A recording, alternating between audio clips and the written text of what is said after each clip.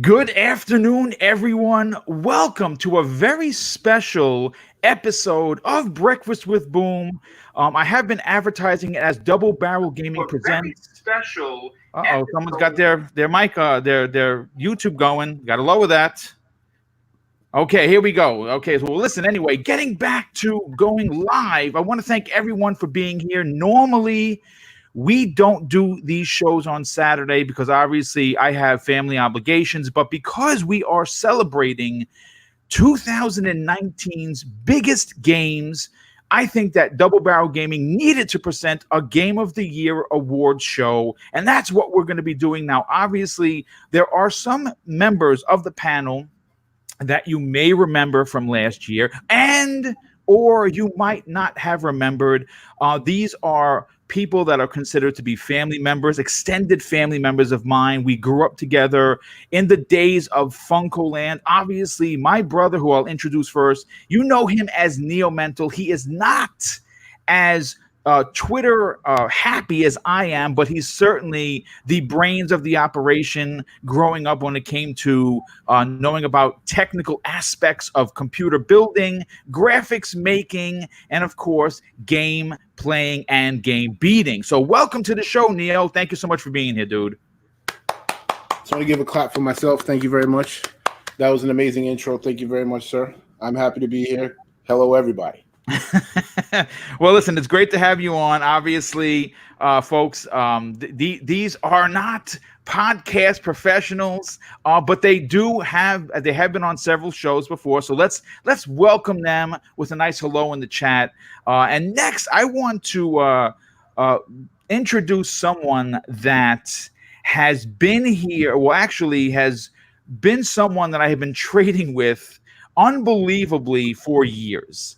Back in the days, we would have, and we talked about this last year, and I'm going to bring it up again because it was a year ago. We used to have trades that would be of epic proportion. Some trades were just 2 or 3 games, and then some of the bigger trades involved consoles, controllers, and games. It was outrageous how we would go back and forth with one another. He is one of the biggest metal fans that I personally know, and someone that I consider to be a very, very good friend. Please welcome Jay the Destroyer. Hello, everyone. Can everybody hear me? Yes, we can hear you just fine, dude. Good. Hey, everyone. Excited for this show. Should be totally kick-ass. Yeah, it's going to be a great show, dude, and I appreciate you being here. And, of course, last but not least, now this guy doesn't really get on Twitter that much. I think he has maybe 17 or 18 followers, maybe more than that. But he is definitely the scorekeeper. And I'm actually going to have him break down later on in the episode how we come to our group game of the year. It's actually pretty interesting, the way you concocted this this math story, if you will. But please welcome Jay the Retro Gamer. What's up, Boom, and welcome everybody. Glad to be here and glad to continue this tradition of us sharing our top 10 and even more so getting together later since it's been way too long.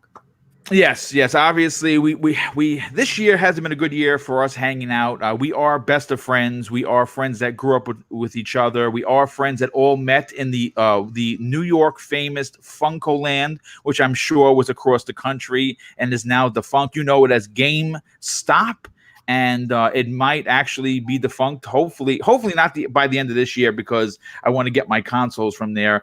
But I want to open up today's show with the most disappointing and the biggest surprise for 2019. And obviously, this is always a very interesting topic simply because, you know, there are 4 minds on this podcast and everyone has a different opinion. So I'm going to start with Neo first. Neo, for you, let's start with your most disappointing game of 2019. I will be very shocked if everyone's is not Anthem. Point blank. It was the horrible, horrible thing that happened in 2019. I mean, Jesus. That was bad. Yeah, we would have had to play it to consider it disappointing. I didn't even play it. Okay, well, I mean, that's all right. We'll get to you and your stuff. But, I mean, like, for you, what was why was it disappointing? What were you expecting from BioWare's new action RPG? I mean, aside from the whole Destiny Division killer hype, you look in the last 10 years and the looter shooter genre is like really exploded. And, we were it was like Iron Man. I mean, we were excited to play this game. The hype that was coming for it, kept getting delayed. And then once that friggin' demo dropped, man, oof. I mean, I remember just having to restart the game like 5 times just to load into the game. But I mean, it was supposed to be, we thought it was going to be, I think probably we put too much hype on it because we kept expecting it to be like, exactly like Destiny, but with mechs and all this other stuff, and expecting to see a bunch of people in the game. Because, I mean, that was the appeal of a lot of looter shooters. You get to play with other people. You get to help other people out. Yep. And just the amount of broken things in this game. I mean, I don't know how a month before the game came out, you had critical issues the way it did. Even when it launched, I mean, it launched broken. Like, I've never seen anything like that in my entire life. That was horrible from top to bottom. Yeah, I mean, I agree. I'll get into my my feelings with it for a second, because even though they are on par with what you're saying, I'm actually going to take it a little deeper and a bit further. But in regards to your biggest surprise of 2019, what topped that scale? Yeah, I think, biggest, I'm not sure. I would probably say Death Stranding was probably the biggest surprise. Okay. Expecting going from the hype for everything. I really thought it was going to be a horrible game from everything that was going on, and it was actually pretty decent. I think there were a lot of missteps with it, but I think at the end of the day, I didn't think I was going to like it as much as I did at all. Okay, I mean, how many hours would you say you put into that game, roughly? I think sadly I put like 160 into it. Wow, what the hell? Where do you get this? What? Well, that's probably the reason that I have a lot of problems with my top 10 list this year. But yeah. Do you not have a job? Yes. Are you not married? Hours? Are you married? Do you not have a job? Like, where do you get that time? Well, shockingly enough, considering the fact that I have to drive an hour and a half each way to work. Yeah, I am married to a wonderful woman who allows me to play games. Yeah. Well, I mean, listen, there's nothing wrong with putting in significant amount of time into a game that you like, that you actually didn't even, because if I recall correctly, you were like, I bought it. I'm not even played it yet. I'm probably not going to like it. And you were surprised. And hopefully I'll get to that game eventually and hopefully feel the same way. I mean, I really have no interest to play it, but I have to at least give it a shot to say, yeah, I tried it. I put 10 or 15 hours into it, and I did or I didn't like it, whatever it's going to be. But I want to move on to Jay the Destroyer. Let's start out with your most disappointing for 2019. My most disappointing game was definitely, for me at least, because I love Wolfenstein, but Wolfenstein Youngblood really huge disappointment for me this year. Just didn't feel like Wolfenstein, didn't feel right. The story didn't feel right. Nothing felt right about it. And it just felt like the B team did it. I don't know if they did, but to me, that was one of the most disappointing games of the year. That's a great pick. As a matter of fact, that is a fantastic pick, because I'm right there with you. I've beaten them all. And I put about maybe 25, 30 hours into the game, and it just felt like if something was missing. I don't know if it was the daughters or it was the humor that they were trying to portray that I found to be very boring. I don't know. Yep. Just some kind of charisma was missing from it. Some X factor just was missing. Yeah, no, I absolutely agree with you. That's a fantastic pick, and one I probably wouldn't even have thought, but that is a great pick. So let's get into the fun part. What was your personal biggest surprise for 2019? It wasn't a game, but the moment that I remember how taken aback I was by it was how good Project xCloud worked. When I got that, Okay, that's a good pick. when I got that running on my phone, and it was Gears 5. My first reaction was, this is like something of a magician, like, you know, some kind of wizard, you know, pulled this off. Like it was like black magic or something. It was like insane. That definitely surprised the hell out of me. How good that actually worked and how consistent it was, even over my crappy Wi-Fi. You know, that's funny. I kind of just want you to touch on that for a second because, you know, there are a lot of naysayers. Now, I don't know if they're part of the toxic PlayStation community. I don't know if they're part of the non-believers in new technology. I'm not sure if they've even attempted to play what we've played, because I'm a part of the program as well, and I've been playing like Ace Combat and more, and I played a little bit of Gears, and I'm like you, very, very taken aback that I'm actually playing full-on Xbox games on my phone using a controller. And I am gonna say this. I've talked about this on the Xbox Factor podcast, which is Thursdays, a shameless plug. That I'm hoping that Phil Spencer teams up with you know, a peripheral manufacturer and makes something that makes it the experience feel more like a Nintendo Switch kind of a feeling. And I'm hoping that maybe even someone will come out with a device that has its own screen that you can just use directly. And I'm not saying that they're going to make a portable, but maybe a third-party developer can say, hey, listen, we have a device that you can stream xCloud, and that's all it's good for, and that would be great. But for you, what would you say the people downplaying the importance of Project xCloud in the next generation? Oh, it's going to be huge. It's going to be huge because as added value to buying an Xbox or being part of the Xbox community, that is, you might not realize it on paper, but when you try it and then you start using it out on the go. I had a friend at work who was using it on the train on the way home. Wow. Using, you know, like a normal, you know, the phone signal, you know what I'm saying? And I'm like, how are you even doing that? And he was like, sometimes it works, but most of the time it works pretty good. And if he could say that, and he's sitting there with a you know, an Elite controller doing that, I was like, that is amazing, dude.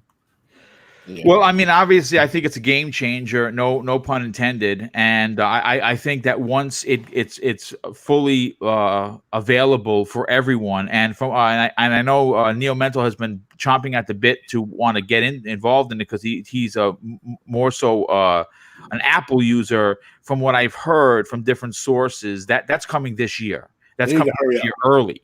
So maybe in the first quarter they'll be launching that onto iOS, which is great, because that's going to incorporate a tremendous base of new players, potentially new Xbox players for that matter. And real quick, I have to thank a new channel member. I want to welcome him to Here Comes the Boom, Mr. Tushy. Thanks so much, dude. Really appreciate that. And yeah, listen, Destroyer, thank you so much for the breakdown, because I thought it would be interesting to hear how that's going to affect not only you for gaming, especially because you commute a lot, but how that will affect Microsoft and opening new consumers to the brand. And last but not least, before I give my my two picks, I'm going to go to Jada Retro Gamer. For you personally, let's start off with the bad news. What was your biggest disappointment of 2019? Can you say a lot of 2019 was somewhat? You can say whatever you want. This is a conversation podcast, my brother. There's a number of games. You know, some of the smaller ones. You know, like for some reason, I'm a big fan of Devil May Cry, but could not like Joe, the Jade the Destroyer with the Wolfenstein game. I just couldn't connect with Devil May Cry 5. Jedi Fallen Order. And that's in my top 10, and yet only because it was disappointing simply because I thought it should have been Game of the Year at one point because of all the hype around it. But my number one most disappointing game is this little game called Dangerous Driving. I mean, it's a Burnout game from the Burnout guy. Oh, yes. Yeah, that was a bit of a disappointment. Good pick.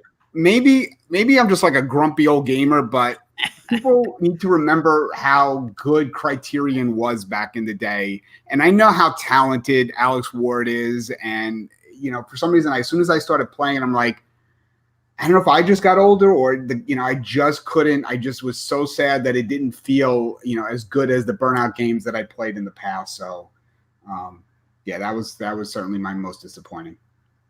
Well, no, I'm going to say this. I think what we saw with that was the fact that it was missing the financial backing of a big company.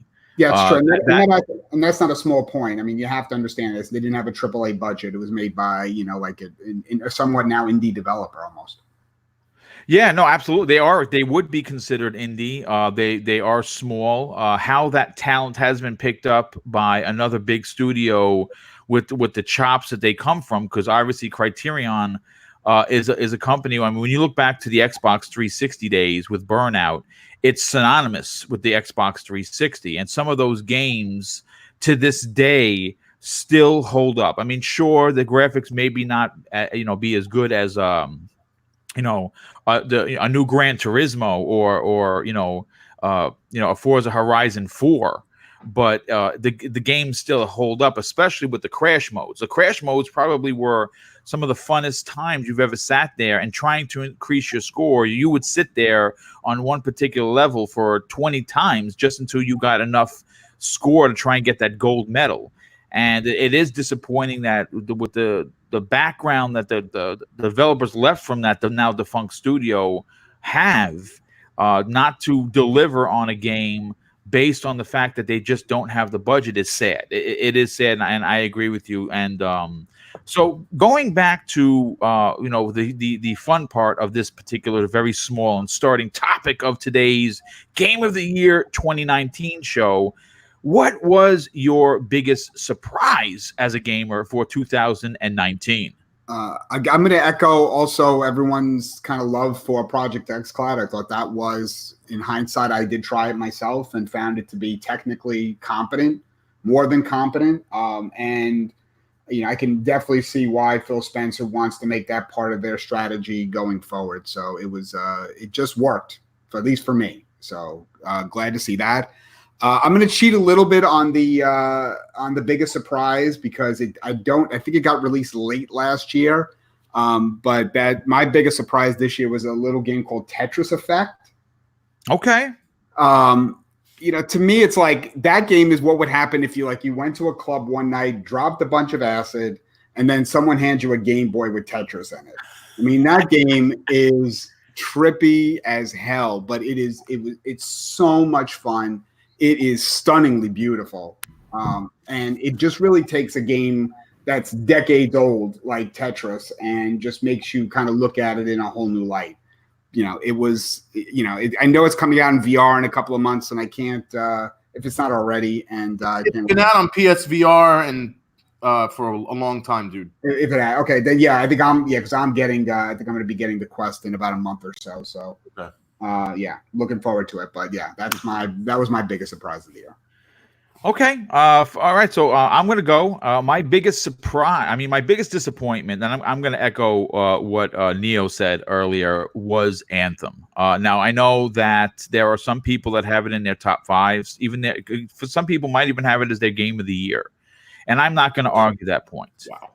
I have to talk about the rise and fall of Bioware as a company. Now, we have seen great games from them in the past. If you look towards some of their older stuff, obviously Knights of the Old Republic comes to mind. Jade Empire, classic, right? Another classic, magnificent exclusive for the OG Xbox. And then you look what they did with Mass Effect on the 360. And, of course, Mass Effect 2 being one of my favorite games of the decade for so many reasons that I could sit here and make a show of it just on how much I loved Mass Effect 2. And then, obviously, we had Dragon Age Inquisition, which was absolutely fantastic. That game had no rights being that good. I'm going to be honest with you. Considering the development hell that it was in for so long, it had no right being that good, and it was phenomenal. And then we start to see the decline. And the decline, believe it or not, folks, started with Dragon Age Inquisition because of all the turmoil that was going on within the studio behind the scenes. So many people, so many classic BioWare members leaving. And then obviously we got Mass Effect Andromeda. Horribly disappointed in that game. I expected it to have at least some remnants of what I loved for the Mass Effect series, and it seemed like, I'm not sure who said it, it seemed like there was something missing from this particular friend. I think it was Destroy that said that he felt that with Wolfenstein. You move from there and you go to Anthem. And you know, Anthem was supposed to be the Destiny killer, right? Like I even said it. I said, "Oh my God, this is gonna be the Destiny killer." Here we go. 4-player co-op, single player, amazing experience. The flying with the javelins looks amazing. Graphics not top notch.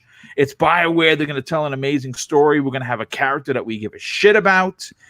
And I played the game. And I have to say that this year I finally upgraded my TV after 5 years, and I got a QLED 65-inch, all the bells and whistles monster of a TV. And Anthem was the first game that I played on it because I wanted to give this game a chance. I wanted to see what a guy in the chat is so shady, who you know him from being on not only Breakfast with Boom, but he is part of the primetime gaming on Monday evenings, and he loves this game. He plays it every day. He's got hundreds and hundreds of hours. You know what? I have to see what's going on here. And I tried, and I put 10 more hours into it, and I said, this is the biggest heap of shit I've ever personally played. There is something missing. The game feels hollow. The single-player aspect is there's completely vacant. Yeah, sure, you can go out in the world and just fly around, but there are I couldn't find side missions that were worthy of my time. The whole game just feels like your broken egg. The egg it's in someone's sandwich. They're chewing on it, and you're left with the freaking a piece of the yolk and the shell. That's what it felt like to me. So I'll leave it at that. I mean, because I can pound on this game for another 30 minutes, and it is what. No. It is what it is. It was very disappointing. I feel like BioWare. And that's the thing. When Casey Hudson came back, when he left Microsoft, which they completely wasted his unbelievable talent, he should have been given his own studio. But we're not going to talk about that because then that's going back to good old Donnie D and Terry Myerson. The human roadblock nearly killed Xbox.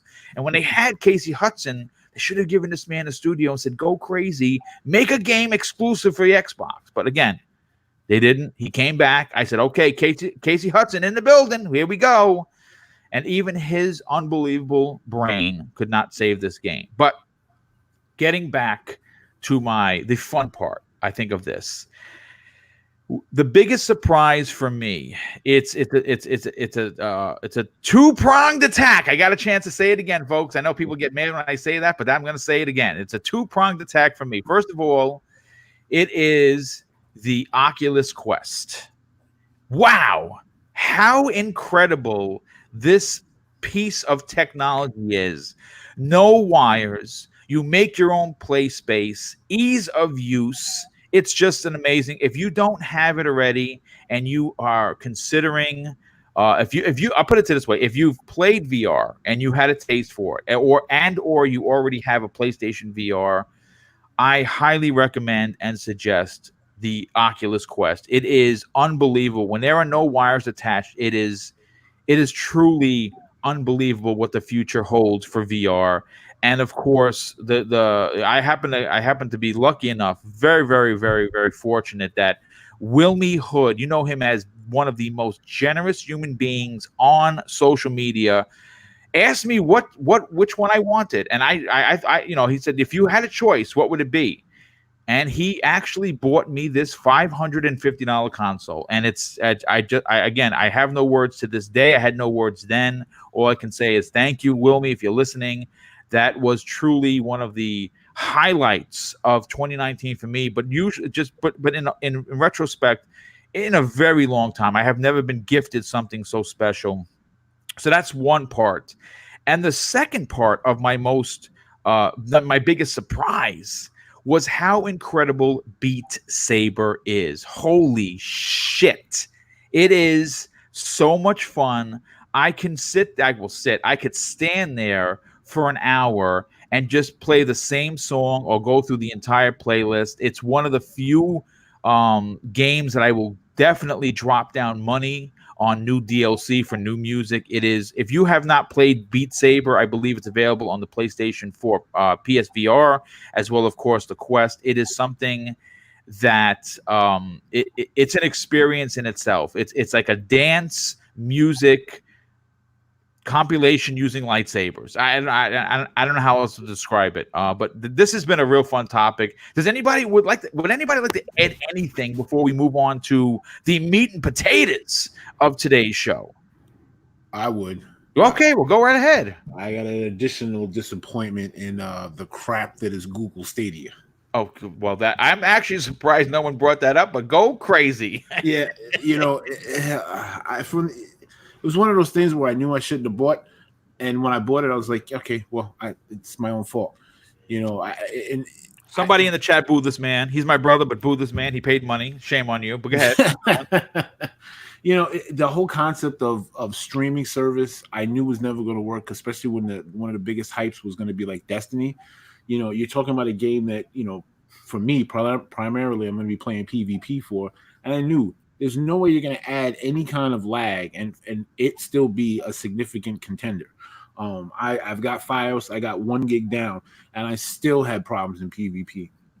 I mean, the whole concept is great in theory, but it's never going to work. I mean, most people are not going to have, you know, a huge internet like that, and especially if you're playing it mobile, forget about it. It's really not worth it. But I bought it because I wanted to be able to play Destiny at work.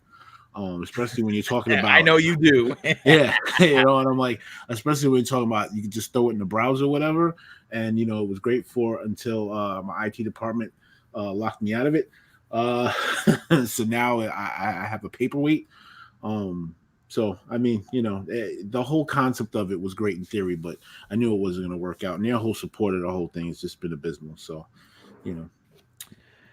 Yeah, I mean, I agree. I think that this rush to have to get into the gaming space was a little shocking for Google. They seem like they launched without, you know, with no forethought whatsoever. Not having any independent first-party studios to make games or a game seller for your console was bananas crazy. I think that they're gonna take a dunk on this, and they're gonna lose millions, possibly billions, on this investment, because I don't think that there's anything that they could currently do outside of launching a very exclusive AAA original IP to have people go, oh, I have to play that game, and they're so far off with that. I don't even know what to say, but like I was saying, this has been a lot of fun, getting people's biggest disappointments and of course their biggest surprise. But we have to get into, of course, again, the meat and potatoes of the Game of the Year 2019, and that's exactly what we're going to talk about. Now, we still have a good portion of the show that we're going to be talking about some other topics that are going to round out, you know, Group Game of the Year. What our biggest game for the decade is, and what we're looking forward to, and our top 10 most wanted for 2020. But let's get into the top 10 for each individual panel member, and we'll start with Neo. What was number 10 for you, dude? Number 10 was shockingly enough WoW Classic.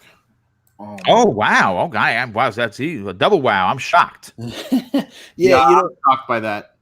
You know, it's funny actually, because when we as most people know, we've done this for years upon years, every year, and shockingly enough, ever since Destiny has come out, My top 10 lists have not been solid because a lot of my time has been with these looter shooters. And this year was probably the worst year in existence because when we started talking about the show, I had to start setting up my list. And I was like, I probably about a good half of my list were games I played in the last couple of months because I had bought games and not played them. And, that's such a disservice because, I get so stuck between Division or Destiny. And I'm realizing that there's so many great games. I want to get out of that looter shooter cycle because, there's a lot of good games. But at another online game that's going to sink time, I remember playing WoW when it first came out, and there was a lot of good memories. And then, with a lot of the stuff that they did, you kind of got away from that. And I really miss the old school, just having my hunter and just running around, Azeroth. And it was a lot of good times. I really miss WoW. And having that classic experience was really, really fun. Okay, I mean that's a strong pick. I didn't expect that. I didn't see that coming, to be honest with you. And I'm your brother. All right, so let's move on to Jay the Destroyer. What was your number 10? So my list is not really like the greatest game. It's my favorite, and a lot of people are probably gonna be like, "What game is that?" and that's totally fine. These are the 10 games that hit me for whatever reason, and they're my personal, So my number 10 is River City Girls. Oh, dude, yeah, it's absolutely incredible. It's by WayForward, and they did the Switch Force games. They did Alien Infestation for the DS. They did Contra 4 for the DS. They did Mummy Remastered. I love old school beat 'em ups, and this is masterful. It is a master class in beat 'em ups, old school style. Incredible art style, incredible music. It was awesome. And it's on sale right now. It is a little pricey. It was like $30 for the Switch and the PS4 and the Xbox. And it's on sale on the PSN right now. It's on sale for $10 off. And I think now it's on sale for the Switch for the same price. So it's like $20 right now. Ouch. And it kicks ass, man. It kicks ass. Excellent. Well, wow, another really solid pick. Didn't see that coming. This is why I love doing the top 10 for us, because we get a chance to get in the mind space of each individual panel member. And Jay the Retro Gamer, what is your number 10? I previewed this before, but Star Wars Jedi Fallen Order is my number 10 pick for this year. I've beaten the game, and it definitely deserves a sequel to build upon. But once I was done with it, I thought it was purely forgettable. I mean, for me, when you have the balance in combat is one that kind of rewards aggression and with some kind of careful dodging, blocking, kind of like a God of War or a Batman Arkham game. A game like this that kind of borrows, from Dark Souls and is much more defensive at the higher difficulty levels is just not my style. Okay. The easy mode was too easy, and the normal mode for me was very frustrating. I could appreciate, games that kind of punish you, teaching you by punishing you for games like Sekiro.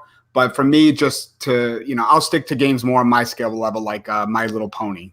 But not to mention, like the map is one of the worst I've personally ever encountered in the game. Those that have played it will understand. We haven't gotten a Star Wars game in a while, so I just was so hyped for this game and I wanted it to chart higher, but it just didn't do enough for me. So okay, I mean, listen, listen, it's your number 10. It's not your number 1. If you had negative reviews about it at your number 1, I have to question your intentions here. But no, I definitely appreciate it. For me, my number 10, I expected to be at least my number 2, and it wasn't. And sadly, after about, I don't know, maybe 100 or so hours, I fell off the map with it. I got to get back into it. That is Tom Clancy's Division 2. No. Yes. Oh, Shane, I know. Boomy. I know, Boomy.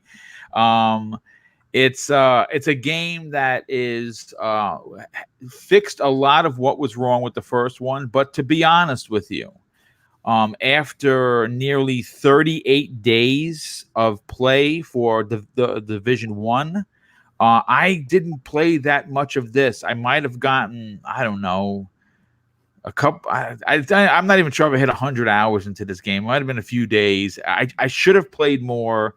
And it just I don't know. It just didn't resonate with me the same way that one did. I'm not sure if that's because it was in Washington. I'm not sure if it didn't tell a strong enough story that gripped me the way the first one did. It's still a great game. A lot, great multiplayer, fantastic single player. But that was my feeling on that. So we're gonna go back around and come back to Neo Mental. What is your number 9 game of 2019?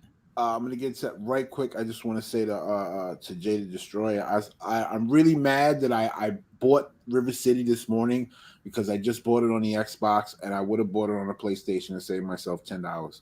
That really sucks. You could probably return that. You can ask for a refund. Yeah, you are right. Microsoft is way better with that. Yeah, you're right. Yeah. But so my number 9 game was Jedi Fallen Order. Along the same lines of what Jay Retro said. I only got so far into it because I started playing it so late. I liked a lot of it. The story seems really rich, and I think these days I'm less on graphics and more on story. So when a story really kind of gets to me, I really kind of enjoy it. I didn't finish it, but I definitely put it on the side. I'm going to go back to it this week. I got a couple of games I want to finish up, but yeah. All right, that's a strong pick. We'll go back to Jada the Destroyer. What was your number 9 game for 2019? Well, guys, I love VR, and I also have an Oculus Quest and a PSVR, and my number 9 is Blood and Truth for the PS4. Wow, that's a good pick. You're talking about a first-party VR game. I think it was one of the only ones they actually put out this year, and it was totally kick-ass from start to finish. Can hold its own against pretty much any other VR game right now. It was, oh my God, it was awesome. If you haven't checked it out and you have a PSVR, it's usually on sale a lot. Check it out. It's totally kick-ass. Yeah, I mean, listen, it's one of the games that I wanted to buy, never got around to doing it. Just time was an issue. I have to get back to PlayStation VR. It's been a little hard now that I have, and maybe I'm being full of shit here, but now that I have the Quest, I'm just enjoying using that, and there's so many different titles that are available. I just against the Vader Immortal. I haven't even played the second episode. I played the first one. It was absolutely astounding, and a great original Star Wars tale. That in itself is worth the price of admission. So we're gonna go to Jay the Retro Gamer. What was your number 9 pick for 2019?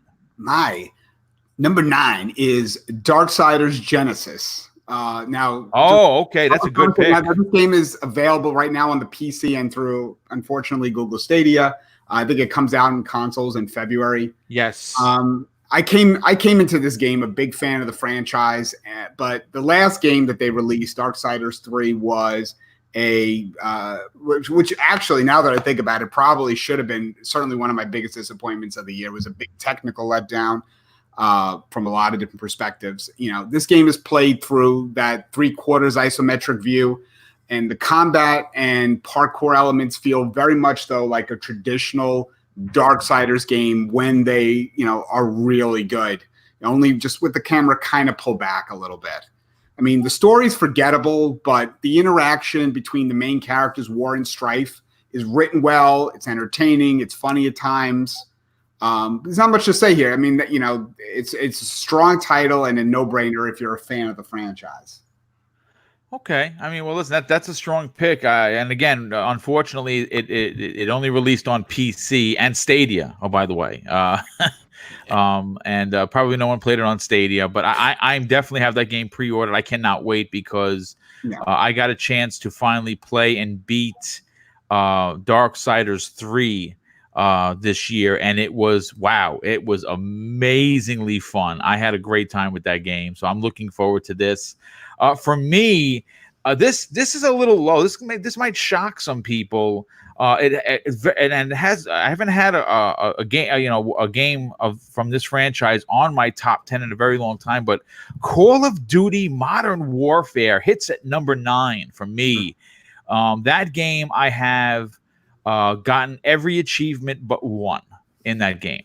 And I don't play online, and I really, really appreciate the fact that the achievements didn't get cheaped out at like, 450, or 460 because I had to get the other, 500 online. I play these games specifically for their single player campaign. I beat this particular single player campaign 3 times. I beat it on the hardest difficulty possible. How I was able to pull it off, I don't understand it, but I did it. And it was great to play through. The characters, graphically, it's just absolutely stunning to see. And actually, even though I got all the achievements already, I would not mind playing through it again. That's how much fun it was. But we're going to come back around to Neo Mental. What was your number 8 game for you? Kingdom Hearts 3. Oh, guy! Wow. Okay, that's cool. I thought that'd be a little higher for you, but keep it going. Yeah, I mean, I love that series. It took forever for this freaking game to come out. It was a lot of fun. Unfortunately, I only got halfway through it. It came out at the wrong time because I think it was like a month before Division 2. And but I really enjoyed the game. I wish it was higher, but I just felt there was some stronger games. But yeah, Kingdom Hearts 3 was pretty good. It was a really good game. Did you beat it? I did not. Okay, you didn't beat it. Okay, yeah, I played maybe about an hour, maybe 2. It's a game I definitely got to get back to, but I think I'm going to hold out until Kingdom Hearts 1.5 and 2.5 come to Game Pass this year, and play through those first, and then play through 3. Get that trilogy feeling. So all right, good pick on that. Jay the Destroyer, what was your number 8 game? My number 8, and usually I am not long-winded about games. I might be on this one. I'm extremely passionate about this choice. If I asked you what game this year could have possibly, even if it was, limited run, came out for the Genesis and the Neo Geo, you guys wouldn't have an answer? No, I would have no idea. Okay, well, this came out for this regular systems also. A couple weeks ago, So Shady was talking about this, and I was like, I knew this was going to be on my list, and I was like, he sort of like took the fun out of it, but God bless, I was standing here, and I was like, amen, brother. A game called Xenocrisis. Yes. It's by a small group called Bitmap Bureau. They just hit it out of the park. It is like Smash TV on steroids. It came out. They put it out on the Genesis and the Neo Geo and all the systems, like the PS4, the Switch, and it is awesome. I cannot tell you. I cannot give you, if you like old school games, 2D, incredible graphics, incredible sound, balls to the wall action, and hard as fuck. You can't do any better than this. So if you haven't checked this out, please do. These guys hit it out of the park, man. Hit it out of the park. Oh, okay, that's good. I saw it. I was going to pull the trigger on it, but I have too many games, and it would be just a waste of money at this point. Maybe we'll get it into Game Pass. Maybe I'll catch a sale. What's on sale, I'll definitely buy that for sure. Jay the Retro Gamer, what was your number 8 game? Number 8 goes to Days Gone. Nice. Yeah, Days Gone that game is what would happen if Left 4 Dead and Assassin's Creed had a love child with the show Sons of Anarchy, basically. I mean, I was on the fence about the game, but thankfully Jay the Destroyer's recommendation when it first came out was what put it over the top for me, and I really have to thank him for that. It's a game that, I think starts off pretty cliche and checks all the boxes of the open world genre. It's gorgeous. The mechanics were fun. And it's just the setting and the connection to the main character of Deacon that kind of drew me in. I mean, this group knows I'm not a fan of zombie games in general, and that may be true, but I made an exception for this game. And then for reasons I can't explain, I'm like only about a dozen hours into it. But most of these, online sources who I trust say that the more you play it, the more it's like an onion, and then it gets better as you peel the interesting layers, especially when the vaulted horde battles begin later in the game, which seem very much parts terrifying and exhilarating. I mean, I'm hoping to finish it this year. I really want to finish it in 2020, and just hopefully, it'll keep up the momentum and entertain me through to the end. I mean, that's a strong pick. One I did not anticipate, to be honest with you. I played it, got 30 hours into it, still had the same AK-47 that I did when I started, and completely fell off the map. Yeah, there was a lot of fun. Yeah, I mean, for me, again, I expected to enjoy it more. I unfortunately did not, and that's fine. That's fine. For me, number 8, and I'm not sure if this is going to make anybody's list. No one was talking about this, but I happen to be a huge fan of the series. Far Cry New Dawn gets the number 8 spot for me. That game I put so much time into at the beginning of the year. I found it to be just as good as all of some of the biggest Far Cry games. You fought a pair of twin sisters that were vicious and violent. And the game had such a replay loop that it had you crafting and creating on a regular basis. I loved it. I'm not sure exactly how many hours. I have to say that it's got to be 50, 60. It could even be 70 hours. It might even be more for that matter. I don't even know. But I know that I beat it, loved every minute of it, and highly recommend if you can catch that game on the sale and you enjoy the Far Cry series, you definitely will enjoy Far Cry New Dawn. Coming back to Neo Mental at number 7. What is your number 7 game? Bring on the hate. Gears 5. Okay, that's all right. I actually did not give this game a lot of the attention that I feel it deserves. I'm a huge diehard Gears guy. But ever since playing Destiny and Division, the controls to me is not as responsive. There was just way too many times where like the rotary run I was just getting frustrated. I was like, you know what? It just does not feel as smooth as it should be. I feel it's one of those games they need to revamp it, especially since Division and Gears have so much in common in terms of being cover-based shooters. I was like, why am I going to sit here and just be frustrated with Gears when I can just play the Division? So that was a lot of my thoughts behind it. But I think I've had problems with the last couple of Gears in the series. I've been upset since Dom died. But I felt that it should have been a little bit more. But I had to give it a little bit of love, so I put it at 7. I mean, there's nothing wrong with that. I mean, listen, it made your list. Obviously, we still. I mean, some of the best times I think I could remember, and I harken back to when Gears 1 came out on the 360, and my brother and I sat there in complete amazement, being able to talk over a microphone, being able to play this masterpiece. I mean, back in the days when Gears launched, it was by far one of the best looking games ever to release on a home console. And it had that horror element a la Resident Evil, but had the action of a Metal Gear Solid. But it was different because it had the roadie run and the chainsaw cutting, and it just was such a different game.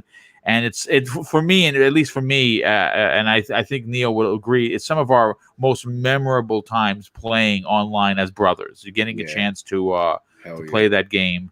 So anything you'd like to add for regarding Gears 5? No, I just wish I had that magic, like you said. Like, I mean, I remember the first 3 games, bro. We bought them at the same time. I remember running home. I think we beat the first couple of games together, co-op. Yes, the whole through. I think all the way up to 3 we did. Yeah, I want that magic back. I don't feel like it's been the same. I don't know what it is. I can't really describe it, but I really want that magic back. Yeah, no, I agree. I enjoyed. I liked 4. I didn't love 4. Loved Gears 5 in every aspect, top to bottom. But I mean, again, this is why we have these lists. And move on to Jay the Destroyer. What was your number 7 game for 2019? My number 7 game is when I played it, I texted all you guys and I said, this is a 2D masterpiece and is like handcrafted for me. And before I even say what it is, because a lot of people probably aren't going to know what it is, I just want to say, search out games. Don't just have everyone, shovel to you the Call of Duties and the Gears, which are awesome, but there's tons of games out there by small teams that kick ass. Just look, just keep your eyes open for reviews or this or that, or if you see something that looks cool, say, like this looks sort of cool. Let me go find a review somewhere, no matter where it is. This game is called Valfaris, and it is incredible. What kind of a game is it? It is a 2D. I don't even know what to say. It's by the guys who made Slain. You have to have seen that somewhere down the road. It is the most metal game you will play all year. Blood, weapons, incredible artwork. Like just whoever did the art behind it, just incredibly sick minds who are incredible at gameplay, and just it was incredible. So, like I said, I texted you guys that day. I know you guys didn't know what I was talking about. Jay the Retro Gamer caught me playing it when he was over here a couple times, and I know he was like, this is really cool, but not for him. It's ball-breakingly hard. But like I said, just check it out, man. Just if you're into killer art and like just an incredible metal soundtrack and amazing action, just check it out and let me know what you think. But that's my number 7, Valfaris. Valfaris. Excellent. Good pick, and one that I don't think anybody anticipated. Jay the Retro Gamer, what is your number 7 pick? And before I go on to my number 7, I just want to echo Jay the Destroyer's comments and add that if you do like one of these smaller games, not only do you seek them out, look for the video, look for the reviews, but share that. Share the ones that you really like with your friends, either texting them or whatever your social media platform of choice is, so that they can, benefit from that as well. So my number 7, my next 2 picks are going to be smaller in nature, just like Jay the Destroyer's. My number 7 was Bloodstained Ritual of the Night. Strong pick. At one point that game was my number 1 of the year, but you'll understand why after I go through this. It should have been higher on the list. I mean, you have a game from Koji Igarashi, the designer of the legendary Symphony of the Night, one of my personal favorites of all time. It was different than that, but it shared more than a passing resemblance to those classic 2D Game Boy Advance, DS Castlevania games, only with a 2019 coat of paint. I mean, the genre, what to expect. And all I can say is if you like that genre, and hopefully there's some people in the chat that do like that genre, that this game did not disappoint. I thoroughly enjoyed doing what I always do in these games. You explore a vast map, you upgrade your powers to eventually uncover new areas, slaying everything in your path. Because it's a Koji Igarashi game, it just absolutely makes no sense and feels very Japanese in both visual style and tone. I mean, there's a crafting system in there. It was hit or miss, but it did break up the gameplay. I sunk a ton of hours into this, but it just didn't stick with me the way I had hoped after it was all done. But make no mistake, if you're a fan of Metroidvanias, it is a great game.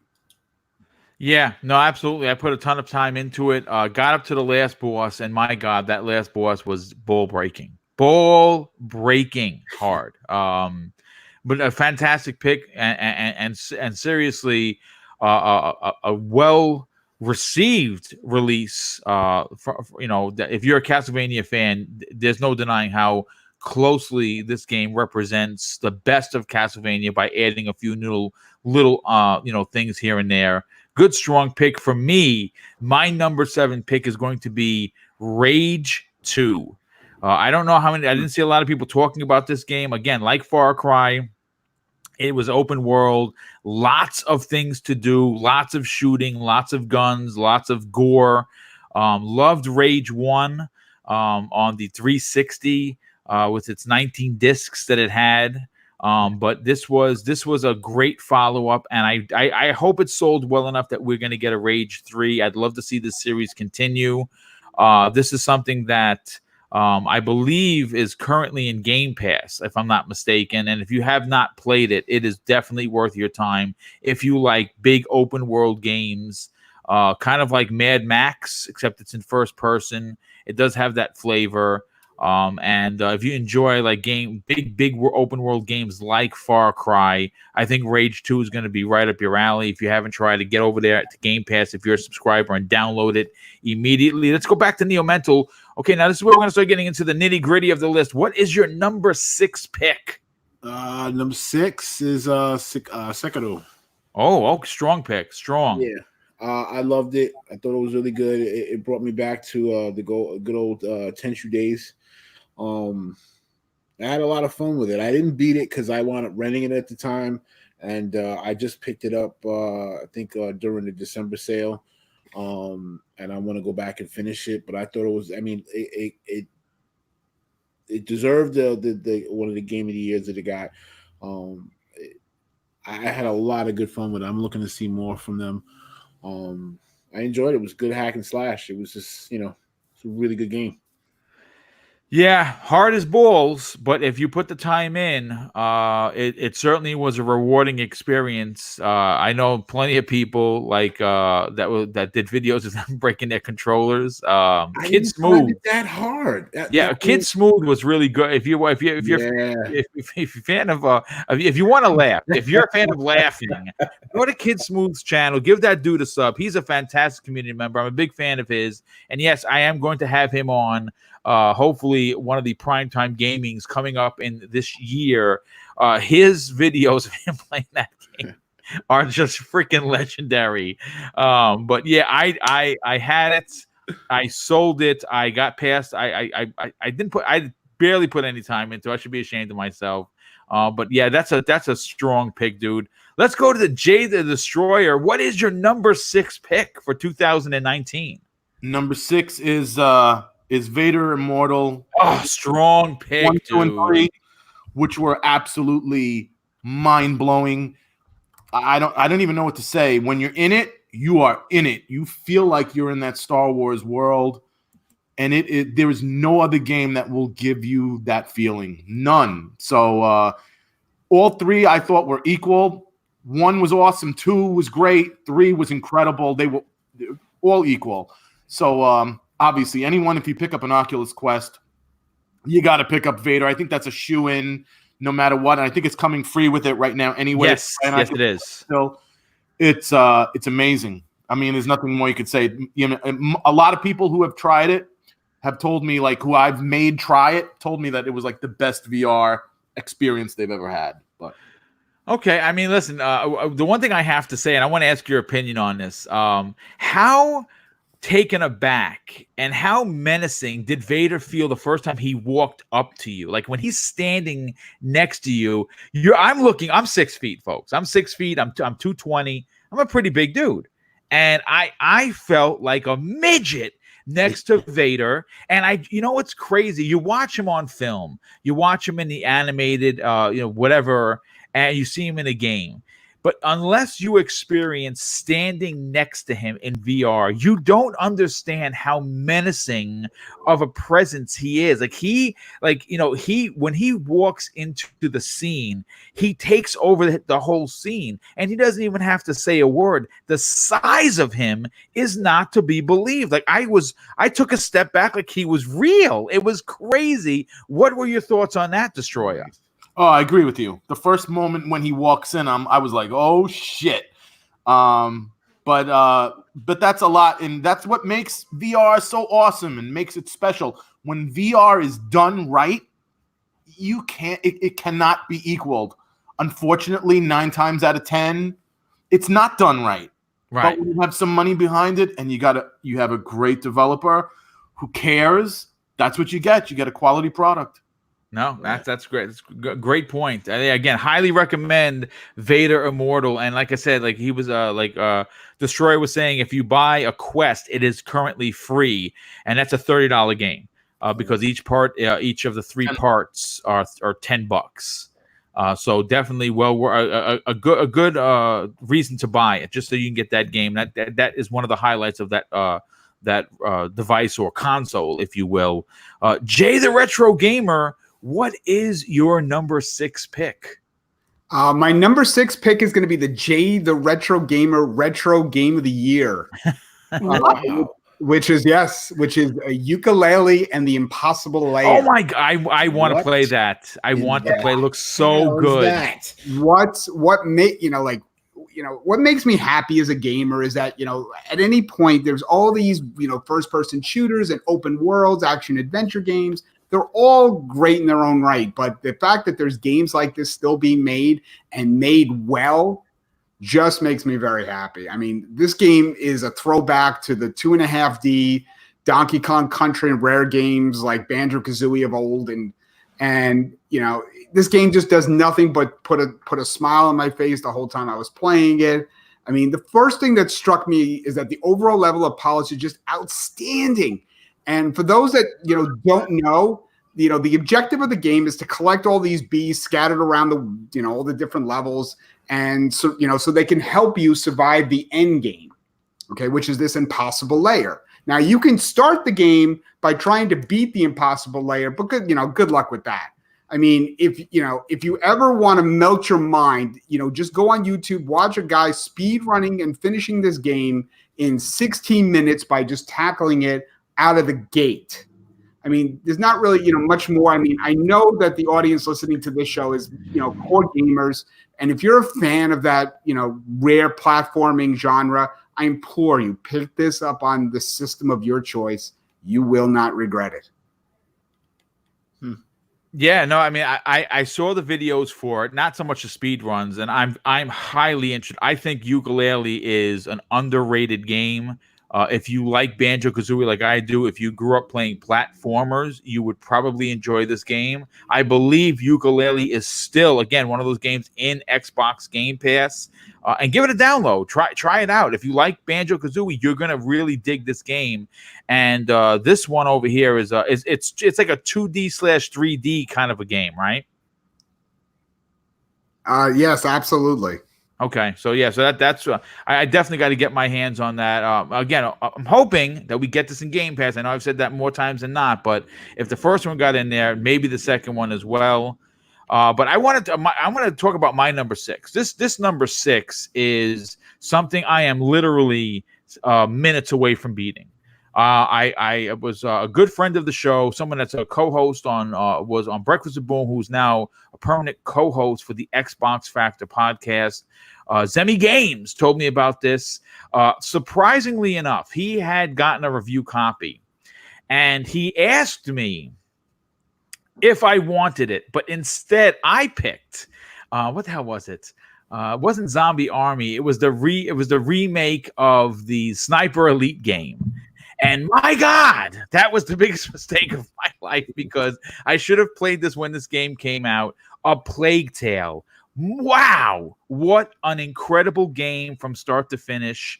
The graphics are not to be believed. This game was made by Asobo Studio.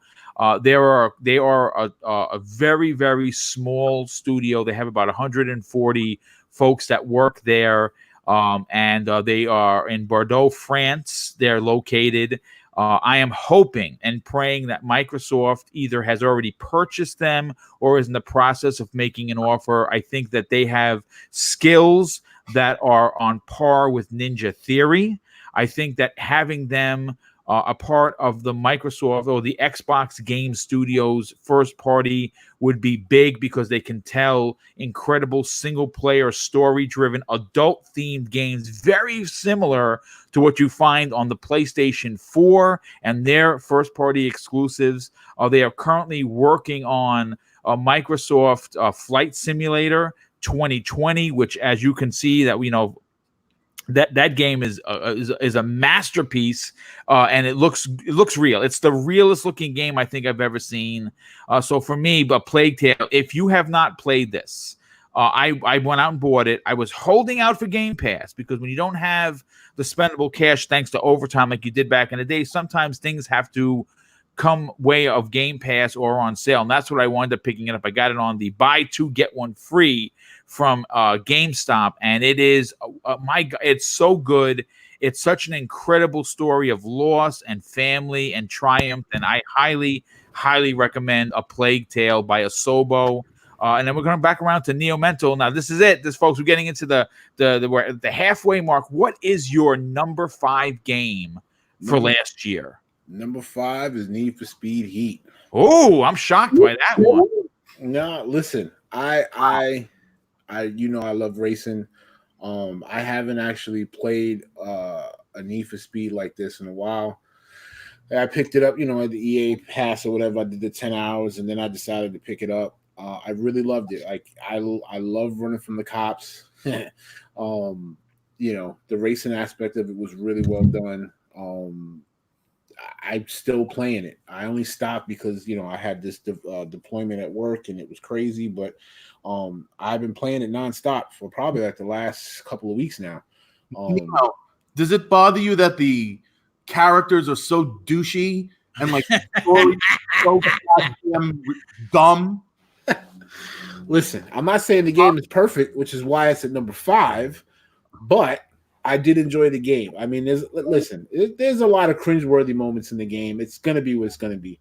They need to add some kind of story to it to make you, hey, go here to race this guy. Now I've got this crooked cop, blah, blah, blah. All that stuff. I'm not expecting this to be cinema verite. You know what I'm saying? I don't need that. I care about how the mechanics are when I'm driving. I care about how interacting with other players is.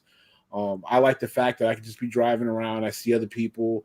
We could jump into a race. I could see other people running from the cops. I can jump in. There was just a lot of aspects of it that I haven't enjoyed from a Need for Speed game in quite some time. I just really, really enjoyed it. It was solid. The car mechanics were great. Tuning was great. I love the customization in it. I think did it remind you of the Need for Speed, the first one that launched, Most Wanted? Did you get that flavor? Yeah. I mean, it gave me a little bit of Most Wanted. It gave me a little bit of what was the other one? Run. It gave me a little bit of that. I just think that it was a good addition to the Need for Speed game. I think the last couple of ones were good, but I think this one was a lot better. I really, really enjoyed it. And like I said, it makes me still want to go back to it. So okay, I mean, listen, that's a strong pick. Listen, I know you've always been a big driving game fan. You've always been a big Burnout fan. You've always been a big Need for Speed fan. When we used to play back on the computer, I mean, on the PC, back. I think it was Need for Speed. Was it 3? Well, I've been playing it since the 3DO, the first one, the Road Track one. Yeah, I've always loved that series, and man, and I love running from the popo. Screw the man. That's right. That's run from the popo. I do it all the time. I run from myself. Anyway, going to Jay the Destroyer. What is your number 5 pick for 2019? My number 5 is Borderlands 3. Oh, strong. That's a strong pick. I liked Borderlands 1 a lot. I liked 2 a lot. I mean, they weren't really at the top of my lists for those years. I mean, I dug them both. But Borderlands 3, to me, just was like, blew those last 2 out of the water for me. Great graphics, great online play, great just the amount of weapons. It was so much fun. So, yeah, Borderlands 3. I'm surprised myself because I've never really been a big fan of Borderlands. And this one was the first one that really got me. Nice. That's strong. A strong pick. And Jay the Retro Gamer, as we come down to the stretch, what is your number 5 pick for 2019? I hate to repeat this, but Borderlands 3 is not. Let's say like you have cell shaded, gorgeous graphics like Borderlands 1 and 2. Check. Tons of unique weapons like Borderlands 1 and 2. Check. Varied missions. Check. Interestingly written, very funny at times. Check. I mean, this game definitely had a deja vu vibe for me, but guess what? Borderlands is fun, and I'm not complaining because it just executes on so much of it so well. I mean, I'm not really a fan of that looter shooter mechanic or games that have excessive inventory management. I'm just all about the moment-to-moment gameplay. It's fun and feels good, but it just does that gunplay is just so satisfying, and it just scratches that itch. And it's been 7 years since the last Borderlands, which is hard to believe. But, it may be gaming comfort food, but, who doesn't like comfort food? I agree. Absolutely. Comfort food is always quite tasty, usually not very healthy for you, but it's yummy nonetheless. That's a strong pick. And this is I'm glad that we got to see Borderlands in here. Unfortunately, it's not in my top 10 simply because I got it very late. I bought it in December at that end of the year sale, and I have to get into it. It's one of those games I'll probably be talking about in 2020 that from 2019. But for me, and I don't know if this is going to be in anyone's top 10. It's in my top 10 because I'm a huge fan of the series. I have been since it launched on the 360. Crackdown 3 gets the number 5 spot from MrBooMStick. Crackdown 3 was incredible. I don't give a shit what any of the haters or the hate mongers of the internet say. If you want to feel like a superhero, if you want to play a game that had no right even existing after what has happened with it, good on and thanks to Phil Dominus Maximus Spencer for making sure that this game was released. Now, I don't know if we're ever going to get a Crackdown 4. I don't know if they're going to reboot the series. I think that this was one of those games that were in development hell for so long. They lost the ability to, the shooting, the breaking of the concrete. They lost that. They had to redesign it from the ground up. It is a game that a lot of people slept on. And it played really well. Now, granted, the multiplayer, yeah, okay, maybe I didn't dabble in it. I know So Shady got almost a full 1,000 gamer score in that because he loved the multiplayer part of it. But the single player part was amazing. I got almost all the achievements. I was very happy to do it. I loved it. I can still play it to this day. Some of the new free DLC with the jetpack. I mean, not the jetpack or the wingsuit is amazing.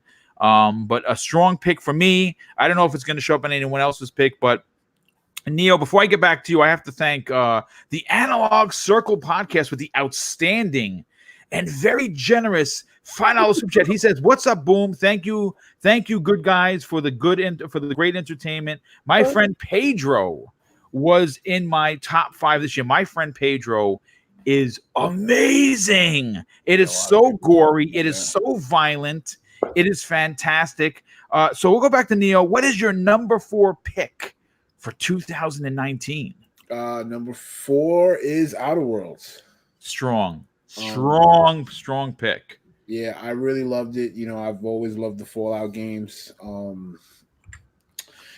thought the storyline was great. I thought the graphics were pretty decent. I loved a lot of, just the overall structure of it. I thought it was great. I don't kind of like, I'm probably the outlier here. I kind of don't like Game Pass because it kind of cheapens the games for me. What? This is outrageous behavior. You're fired as my brother. Take a deep breath. All right, breathe in. All right. I know you're probably on the ceiling right now, but I mean, listen. This goes back to something that Boom definitely remembers when we used to go down to Queens to get our copy games.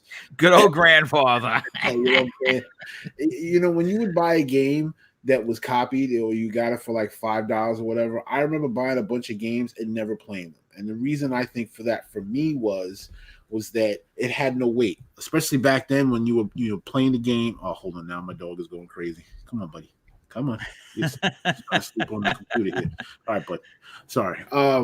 You there's no value because normally you play a game, you try to beat it, you go try to sell it as quick as possible. With Game Pass, it's like, all right, this is a great game, download it, whatever. I have no urgency to play it. That's what happened. And that was kind of, I think for me, I think that was kind of the issue with Gears 5 too. Like I had no real attachment to it. So what's the urgency to go play it? Like it could be a really great game, but if I have no need to have to go back and sell it or anything like that, I don't care if I play it or not. It's always going to be there. And I'm not saying that is a reason to not get Game Pass. Game Pass is great. but I think that it kind of devalues some of the rush for me. Well, listen, as you leave the studio, the very expensive studio, I will make sure that security will escort you to your car so there are no forks, pitchforks, or torches thrown at you for the blasphemy that has just appeared onto this show. I'm from the Bronx, baby. Bring it on. I ain't got no worries. No sense, man. Yeah, I mean, listen, everyone's entitled to their opinion. And you know something? I don't see him in the chat. He's probably working. A very good friend of the show, Noof Nukem, Mr. Personality himself, Mr. Raunchy himself, would probably agree with you to some extent about the Game Pass situation. But let's move on to Jay the Destroyer. What is your number 4 pick for 2019? My number 4 is Resident Evil 2. Oh, okay. I know that it's not as high up as Resident Evil 2 is going to be on your list, but it's still my number 4. Well, you're a horror buff. We know that for sure. I love horror. I love horror games. I love horror everything. And they just hit it out of the park. I don't think there's ever been a better remake ever in the history of video games. They just went so far past the original Resident Evil 2 and just took it to a new level. And hopefully Resident Evil 3, they do the same thing, which I know they will. And, a lot of people have problems. Like, they're like, why not just make, RE8 or something like that? Why are we going backwards in time and grabbing old games? I mean, can't we come up with something new? If you're going to reimagine an old game like this, then I say amen to it. If it's going to be done like this, as well as this was. I agree. I think Capcom completely knocked it out of the park. They blew past my expectations as a fan. And again, if you've been following me and this channel long enough, you know that Resident Evil 2 98 is my favorite game of all time. That's a very strong pick. Jay the Retro Gamer, what is your number 4 pick for 2019? Okay, my number 4 pick is going to be Ghost Recon Breakpoint. All right, look. Let's get one thing straight off the bat. What was that? Let's get one thing straight. The game reviewed poorly at launch, and look, when you read them, you can see why these people have this opinion. It was a buggy mess of a game. The HUD, the maps were poorly designed. Yeah, I mean, the fact that there's no GPS the way there was in the old game is unforgivable. And at one point, the game was riddled with pay-to-win transactions, which I know a lot of people hate. But I think they've largely been removed at this point. But listen, despite all its flaws, I still had a ton of fun playing it. I've always been unapologetic about my love for like the Ubisoft, like open world games. Okay. And while this one may be a far cry, get it? Yeah, I like that. Nice pun. It can still be enjoyable once you accept its flaws. It's sort of like a movie is bad, but you still love to watch it anyway. I mean, I love the realistic setting, the story. When you're flying around in a helicopter, the vistas in the distance are just breathtaking. I agree. And let's not forget, like, the sniping. Oh, my God. If you're a fan of sniping in games, I love sniping in that game so much. It just never gets old. I mean, people who like the Ghost Recon style of game, they generally tend to like a little more realism in their games. But for me, I just set it to arcade mode and just have a blast with it. Wildlands is still much better than this by a wide margin. I agree. And Ubisoft is trying to fix this game, but the game that is there right now is still fun and still worthy of being in my top 10. Okay, I mean, listen, dude, I put a significant amount of time into it. One of the things that I missed from this, even though I am a single player person at heart, was having the 3 buddies with you. I see where they were going. I see the reason why that design choice was there. I did so many side stories and stayed away from the main story. So I don't even know if you're going to get the 3 buddies back. I don't think that you do. But I put so much time into just upgrading and taking bases. And I don't know. I maybe it's an OCD thing. I see something on the map. I have to respond. It's the craziest thing. And I enjoy finding the different gun pieces and upgrading and finding new weapons and trying them out, and having your loadout set to be what you enjoy using. That's a strong pick, and I'm not sad that you in fact did pick that. And for me, number 4 is a game that we talked about earlier, that a lot of people, you had some things to say about it, Retro, and obviously Destroy, being a huge Star Wars fan, may or may not agree. Star Wars Jedi Fallen Order comes in at my number 4 for 2019. For the simple fact is we haven't had a good Star Wars game. And I'm saying good. I mean, if you're into multiplayer, shooting, dying, and just watching microtransactions come across your face, maybe you enjoyed Battlefront 1 and 2. I did not. I played it. I actually like the Battlefront games on the OG Xbox better than I do what they did. Even though they look gorgeous and sound-wise, music-wise, amazing, I don't know, folks. I couldn't get into it. But for number 4, Star Wars Jedi Fallen Order not only revitalized EA as a company, but basically put the spotlight on Respawn Entertainment as being one of the top AAA developers in gaming, hands down. And obviously, Vince Zampella, the leader of that development house, is now in charge of DICE LA, which is being renamed, and he's been given the reins of basically his own second studio while he retains leadership at Respawn. I'm excited to see what he does. I'm sad to see his promotion, and I'll explain in a second, because I'm a huge Titanfall fan. Loved 1, enjoyed 2's multiplayer. I mean, I put hundreds of hours into it and loved the single player campaign of 2. I'm hoping that we do eventually get a Titanfall 3 where they just merge the gameplay of Titanfall 1's multiplayer with the single player campaign of 2, and I think we'll have a perfect Titanfall 3. So yeah, Star Wars Jedi Fallen Order for me told a great story. It told a story that is now canon. We have a character or characters. The game is completely open for a sequel, which I believe they're already hard at work on, and that excites me. I don't know if we're going to get to use Cal again, or they're going to further the story along with someone else. It'd be interesting, but needless to say, being that Respawn is heading that next game, I have high hopes, and hopefully we'll get that game sooner than later. And as we're getting into our last top 3 of the 2019, this is where it's going to get violent and vicious, folks. Neo Mental, what is your top 3 game of 2019? Death Stranding. Holy shit, I am blown away.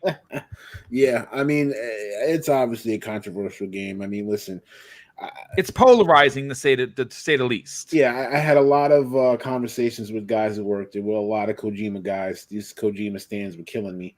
Like literally, I think it was 2 days before the game came out, they were saying this was going to be the best thing since sliced bread, this, that, the other thing. And I'm like, you don't even know what the game is about. Like this, that's what's so crazy about the game. And I think put me off to it was because we really had no hard focus on what this game was, what the mechanics were going to be, how it was going to be presented. And everyone was like, oh, it's Kojima, so it's going to be great. And I'm like, just calm down. Like, you don't even know how the main mechanics of the game work. And the game is supposed to come out in a week. So I was like, I'm not going to play this because I want to see what the response is and such. And the more conversations we kept having, I said, you know what? I picked it up. I think the following week, and I started playing it, and it took so long for this game to really get to a point where I was like, okay, I kind of like this now. Because I mean, everyone was saying it's just the FedEx simulator, and that's really what people are presented with.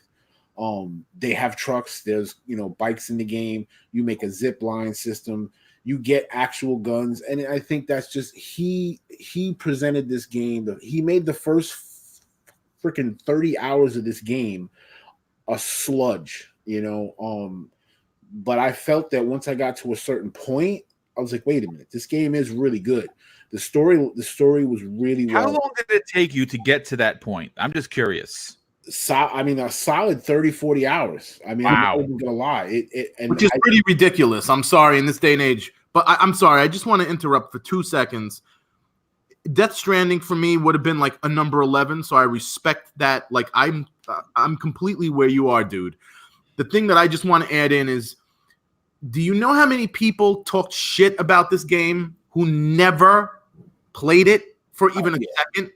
100%. And that I think that was what, you know, I think that was a big problem. And I think that was also how they presented the game. And I think that there was a lot of things that Kojima could have done to make this game a lot stronger. And I think it would have really been it could have been a number 1 game. It really could have. Especially with the story. I mean, listen, he's out there. The ending literally took 3 hours. 3 hours. And I'm talking about between what the story cinematics were doing, like you couldn't pause it. I mean, you could pause it, but you couldn't save it. Like it was like you literally had to go through this like 3-hour ordeal to get to the end of the game. And I was just sitting there like, you know, I get it. Like this guy is out there. He's a genius, whatever have you. But it was a lot. It was a lot. And I think I got to a certain point where I was like, all right, I'm here. I can't stop. I got to keep going. And I think that's what really, you know, pushed me forward. And again, because you don't start out with weapons, which I think was stupid. You know, I mean, you start out with just fighting or whatever. These guys have guns. Then you find out how to make weapons. And then if you kill someone, it had an impact because the dead people, their bodies would basically turn into an atom bomb. So you had to burn them before this certain time limit. So then you had to use non-lethal weapons. But once stuff starts getting explained, I was like, all right, this is a solid game. I don't feel the game as presented was a game of the year, and it should not have been that much going because of how long it took. But finishing it, yeah, the storyline was intricate. It was a good game. Unfortunately, it took too long to get there. But the core of the game was good. Okay. I mean, listen, again, the game isn't for everyone. I'm going to play it because Neo Mental is going to either give it to me because I'm his brother or sell it to me one way or another. I'll bring it to you, bro. You can take it. I have to try it. I have to try it. I have to finally put on my PlayStation 4, which has been sitting there collecting dust for almost the entire year because they didn't have a lot of first-party stuff that I wanted to play. Again, 30 hours into the day is gone. I was done. This, I want to at least drop 10 hours and say whether or not I love it or hate it. If I love it, then maybe I'll be like you and put 100 hours into it. If I hate it, I gotta say, you're really not getting, and that is, I think, the reason. I kind of like, I probably regret putting it at 3 right now, but you really have to sink 40 hours into it. Like, yeah, I have so many games. I'm gonna give it to Yoka. I mean, again, our play styles and likes and dislikes are very similar. We are brothers, but we do have our own likes and tastes, and maybe I'll find it more appealing quicker because it's a Kojima game. Because I am a fan of his work. I mean, I bang my drum about Metal Gear Solid 5. A lot of people hated that game. I loved everything about Metal Gear Solid 5 and beat that game and enjoyed it. But I don't know. We'll definitely see. I'm surprised by your number 3 pick, but at the same time, I'm not surprised talking with you privately. So let's real quick before I get to Jada Destroy. I just want to take if you look at the bottom of the list scrolling, that is our Double Barrel Gaming's Patreon supporters. Most of them, they're very, very fantastic human beings and incredible community members. And if you're interested in joining and becoming a Patreon member, all you have to do is go to Double Barrel Gaming. You'll see in the top part of the banner, there's a way to join Patreon to support Double Barrel Gaming to allow for more giveaways like we had this past Christmas where Mrs. BoomStick and I gave away $300 worth of prizes. We do that every year. I'd love to do that more often. That's why I'm trying to build a bigger more vibrant Patreon support, as well as, of course, channel support, which all you have to do is hit that join button and you will get custom emojis that were designed by the graphic god himself. And, of course, again, you can help this channel grow even more. But Jay the Destroyer, what is your number 3 game for 2019? Let me just piggyback on something that Neo Mental just said. I just said it in the chat, too. I just said, play a game before you make a judgment on it, because I listen to every one of Boom's shows. I'm not always in the chat. I'll say a hello all, and then I'll just shut the chat down and I'll sit back and listen. Yeah. So everyone's been guilty of it one time or another, but I'm using Death Stranding as an example. So many people said Death Stranding sucked, and they never played it because they admitted they never played it.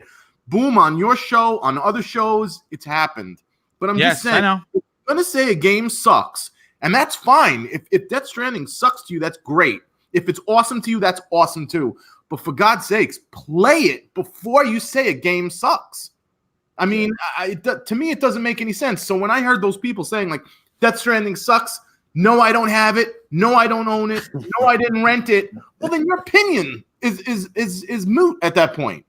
So that's I just want to get that out of the way. With a lot of games, they just get like I just think it's the fanboy nonsense that goes on in the community that someone worships a piece of plastic or something. Exactly. You wouldn't want someone to run judgment on you before they know you. Same thing with like games.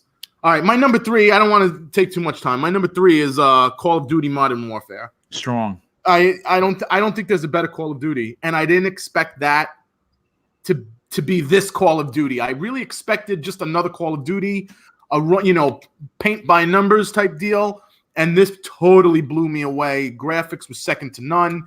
Gameplay was amazing. I really don't know what else to say. It is my number 3 with a rock solid. Okay, I mean, there's nothing wrong with that. I mean, it was a great game. It was, first of all, graphically, it was stunning. The new engine that they built for this game from the ground up really cemented how far Infinity Ward has come. Obviously, since the days of the Vincent Pella and his partner were there, they've had a steep decline in quality in both graphics and storytelling, being that it was the same Call of Duty engine for years.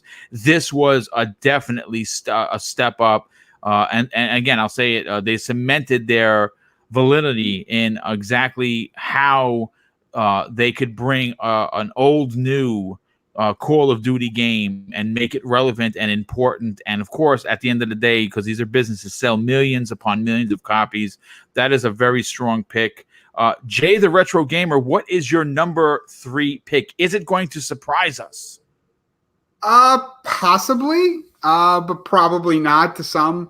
My number 3 is Rage 2. Oh, that's great. Great pick. Yeah, I'm almost as surprised as everyone else may be for this. I mean, I don't even understand why this game even exists at all, to some degree. I mean, it's a sequel to a game that was just good, not great, from a developer, Avalanche Studios, which historically has kind of been hit or miss at times. This game is full of just, really big highs and then super lows.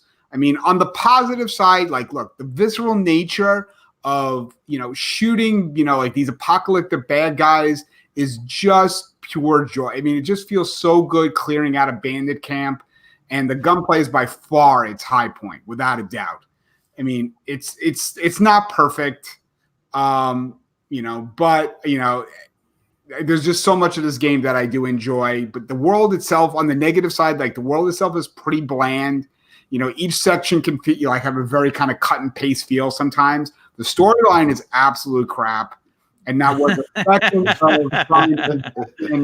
and when you beat it, you'll never want to revisit or do any of the post. As far as to me, I didn't want to do it. I didn't feel compelled to do the post game content, and I know that it will be there is DLC for it, but I don't think it's going to change my opinion. But while I was playing it, I was having a ton of fun. Yeah, I mean, at the end of the day, folks, that's really what it comes down to. Fun, right? Hashtag fun. That's what we enjoy these games for. For me, my number 3 pick, and this game is it gives me the feels of so many different games. The Outer Worlds comes in at number 3 for me. This was a modern day masterpiece. It gave me the vibes of course, Fallout New Vegas, which is one of my favorite games. Neo Mental knows that. I put hundreds of hours into that game. And it gave me the feel of Mass Effect 2, one of my favorite games of the decade, because each of the party members, where you can have up to 2 party members plus yourself for a total of 3, of course, Mass Effect 2, you cared for these characters. And each one had a unique super that you could use while you were fighting. Each character had missions that you needed to complete if you wanted to, learn the story behind this particular character, which I did all of it. I loved every aspect of the game. There was not one thing that I disliked about the game whatsoever. I thought it was a very epic story. It was a return to form, in my opinion, for Obsidian. It's definitely why, or one of the main reasons why, I cannot believe that they are now currently and permanently a Microsoft first-party studio. I think what they're working on, that's something that we haven't seen, that Phil Spencer got a chance to see, where he was, if you missed that interview with Larry Herb right before the end of the year, it was an incredible interview and banter between the two, and he talked about seeing the new game, the AAA RPG that they're working on, that's not the sequel to this, and it's not, I believe it's Grounded, as the smaller team is working on. It's going to be something special, and of course, again, it is going to be a AAA developed and funded title that's an Xbox, it's an Xbox and PC exclusive, and that's a big deal. Coming back to Neo Mental, what is your number 2 game of the year? Well, I'm pretty sure everyone in this panel knows what my top 2 are. It's no surprise. I think the only surprise is which order they're in. So number 2, I got Destiny Shadowkeep. Okay. Going back to Destiny, I think the game overall is amazing, especially. Have you felt a change from post Bungie leaving Activision? Oh, 100%. 100%. You can see it's like I haven't felt this much fun with Destiny since going back to Taken King. We all know that Activision was behind a lot of the reasons, and I honestly feel that we never would have got a Destiny 2 had Activision not pushed them. Because listen, at the end of the day, for Bungie, it's about making money. Even though they're making games for people to enjoy, it's also a business. They're there to make the money. Activision gave them $500 million, which is insane for a game development. I don't think we've seen that much money on a game development to date. Yeah, the only one that matches that currently is Halo Infinite. $500 million on a budget on that. And you're talking, that's Microsoft money, which is crazy. But I think that for the game itself, I think because they had a 10-year plan. I believe we would have had the same version of Destiny over 10 years. We would have got graphical improvements and things of that nature. But, Activision stepped in.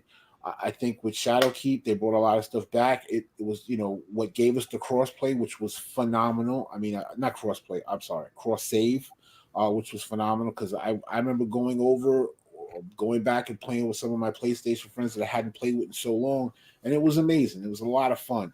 I hadn't been that hyped to play Destiny in quite some time. I mean, Destiny 2's start was horrible. It was rough, but I thought that Shadowkeep for them was a huge step forward. So was it your Taken King? Yeah, because it brought me back. I got up, back up to 950, pushed up a little higher than that. I haven't done the raising because I haven't been in the mood, but the PvP had been friggin' phenomenal. I hadn't had that much fun in a long time, so I was more than happy with it. I think it puts them back in a good place. I can't wait to see what the next year brings for them. I think the Destiny's back on track. I mean, you look at the numbers again, what they're doing, and they're just killing it. Nice. Strong pick. Okay, so we're gonna go back to Jay the Destroyer. What is your number 2 pick for 2019? My number 2 is Gears 5. Strong. I don't think that I could have asked for a better Gears this time around, man. It was graphically incredible. Gameplay was smooth as hell. Listen, do I want another game? Do I want to be Marcus Phoenix? Absolutely. I want every game to be Marcus. That's it.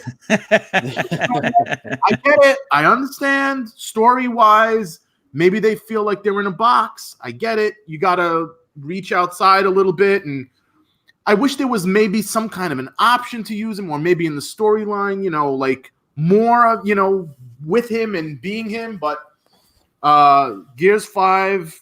without a doubt, I think is one of the best Gears since the first or second one. So I love them all. I bought Gears launch day in what was it, 2006? Yep, 2000. I think it's maybe 2007. I don't remember anymore. Yeah, I think Gears is part of that 2007 phenomenal year. We're old, and I don't remember dates anymore. You're old. Gears 5, dude. Nothing's better than that.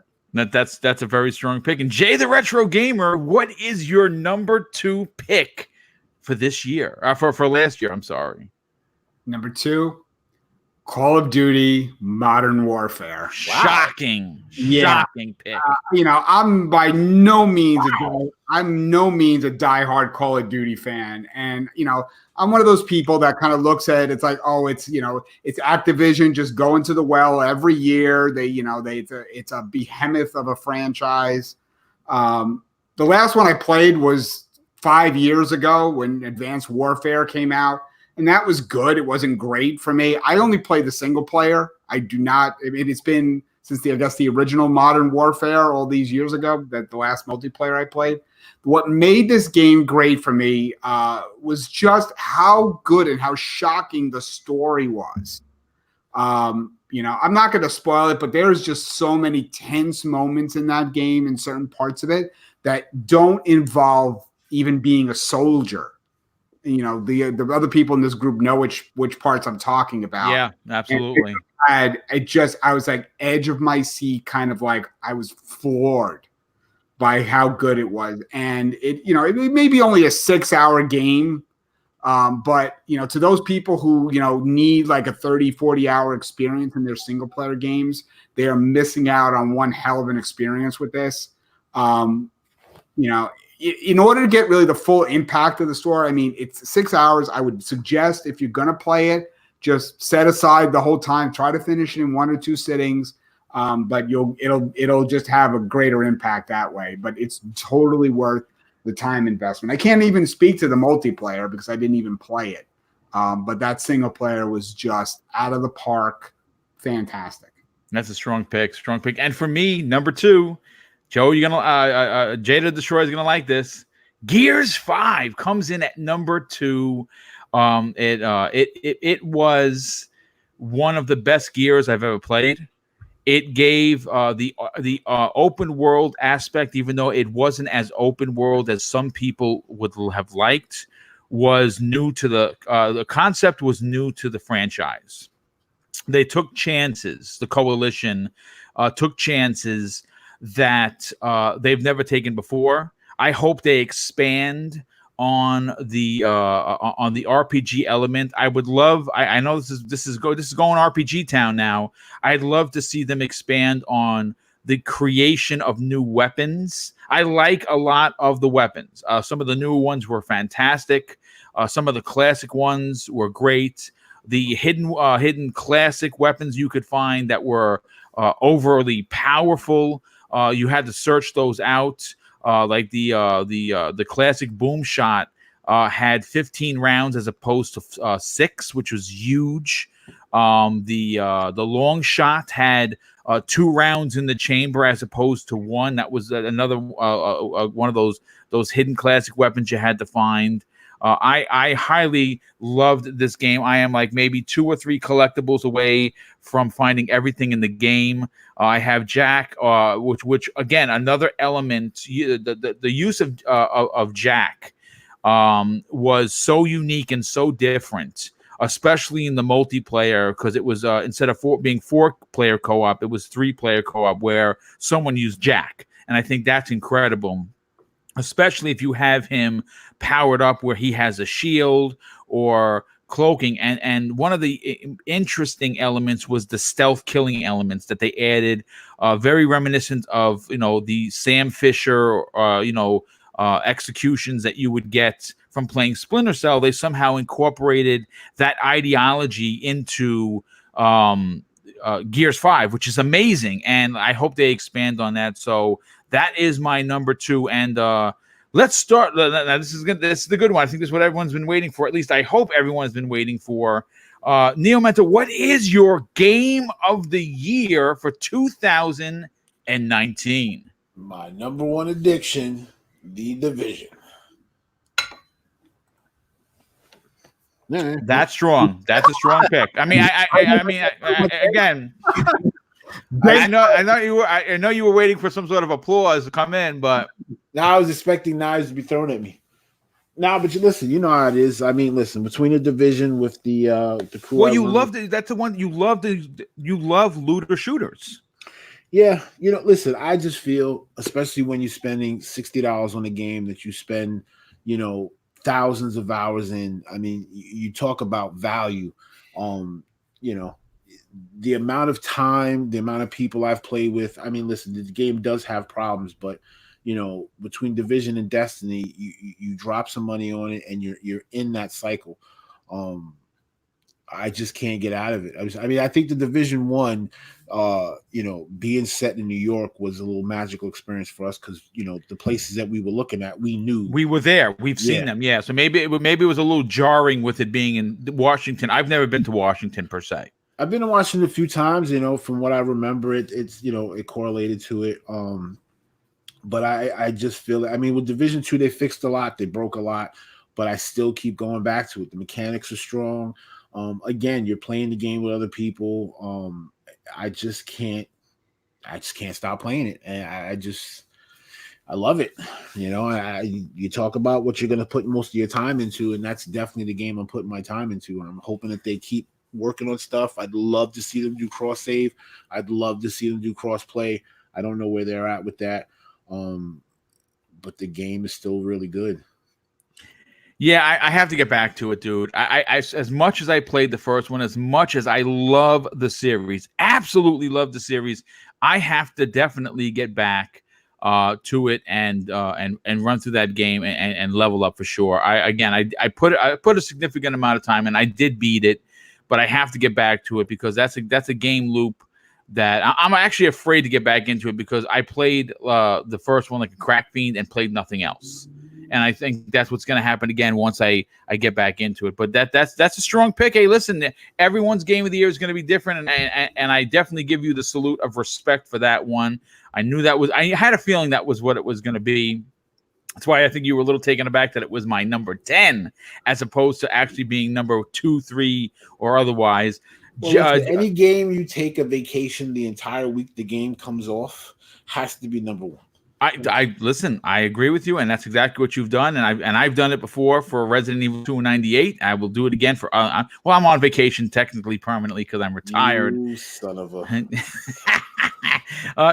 Jay the Destroyer. What is your personal pick for Game of the Year 2019? And you were saying that everyone's number 1 is different, and mine is definitely different. But for any of my friends who know me, I think they know right off the bat what my number 1 is going to be, and it is just as polarizing as Death Stranding. Tons of people think the original in this series sucks, and that is incredibly boring. But back in 2015, when this was announced at E3 as a Kickstarter, I nearly started crying. Oh yeah. Well, I knew that was going. Times, yeah. But my number 1, because the original is my favorite game of all time. I played it in Japanese. I played it in English. I played it in every stupid language that can be possible. Shenmue 3, Mhm. my number Strong. one here. I bought the limited edition, Which is gorgeous, by the way. It comes with the coolest shit in the world. Comes with a Dreamcast box for it. Comes with all other stuff. I'm a huge Yu Suzuki fan. I'm a huge Sega fan going back to when I was a kid. This game is like trapped in time, except graphically it works. For whatever reason, it doesn't look like Gears 5. It doesn't look like it has a $200 million budget, but for whatever reason, the graphics work and convince you that you're still in that world and move nice and smooth, and he moves good and everything. The controls are great. And yeah, you know what? Someone could play it and say, hey man, this is a boring waste of time. That's fine. But to others, it's still that game that it was 20 years ago all over again. And without a doubt, the second I started playing it, I was like, I'm going to finish this. And if this holds up the way this is holding up, easily, there's no doubt it's going to be my game of the year. And it's mine. So I haven't seen it on anyone's list. I haven't seen it online, offline, personally, whatever. No one seems to mention it. But if you're a huge Shenmue fan, it's on their lists. Whether it's number 1 or number 10 or in the middle, that's one thing. But for me, number 1, hands down. Well, listen, it's all about fun. It's all about what you enjoy, and that is a strong pick. I had a feeling that was what it was going to be, and I knew that you were on board day one to when that you were going to be playing that through its completion when it came out. Okay, so let's move on to Jay the Retro Gamer. What is your game of the year 2019? The Division. Yeah. Oh wow, that's a shocking. Yeah. I'm gonna toe the line on the game of the year. It wasn't an incredibly strong year, so in another year this might not have made it. But that doesn't take away from it being a great game. It is Far Cry New Dawn. Holy matrimony, got strong.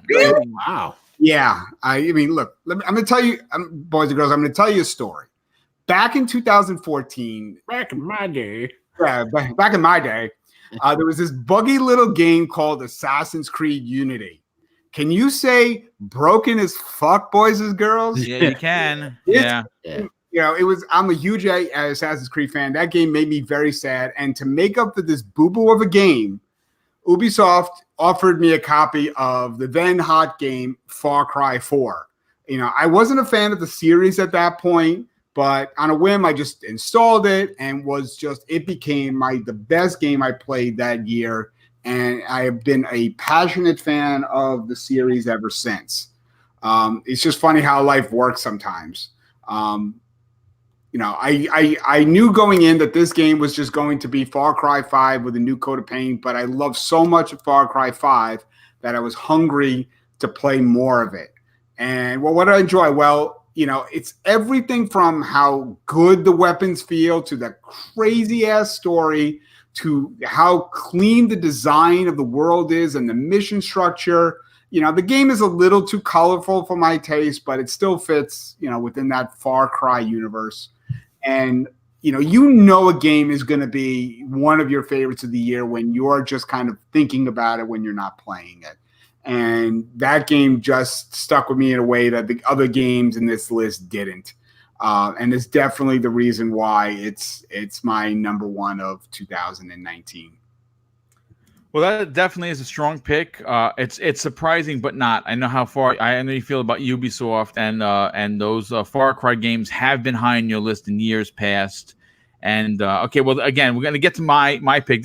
I've been banging this drum, so this is not going to come off as a surprise if you follow me. If you listen to the 3 live shows weekly, I do. I have been a fan for years. I've loved the company. I was devastated when they almost went out of business in 2016, and they came raging back. Resident Evil 2 remake is my personal pick for Game of the Year 2019. I actually picked this game in 2018 when I saw it running. I said, "Yep, Resident Evil 2 is going to be my Game of the Year unless it's a big pile of shit," and it wound up being one of the best remakes in the history of remakes. What Capcom did with this game is not to be understated. They could have easily phoned it in and simply just took what they had from 98 and just made it with better graphics, and they did not do that. They went in and they changed story elements. They made each individual zombie memorable, colorful, different sizes and shapes, male, female, cops, civilians, you name it. And it just was the care and love that went into this game is what you as a gamer hope and pray that your favorite game of all time, this is the treatment you want to see. The respect for the IP, the respect for the history of that said IP, and the respect for the players who remember playing and being amazed by that old IP that is now coming back with a new fresh coat of paint. And it could not have been done any better. There isn't one thing that I would change about Resident Evil 2, not one.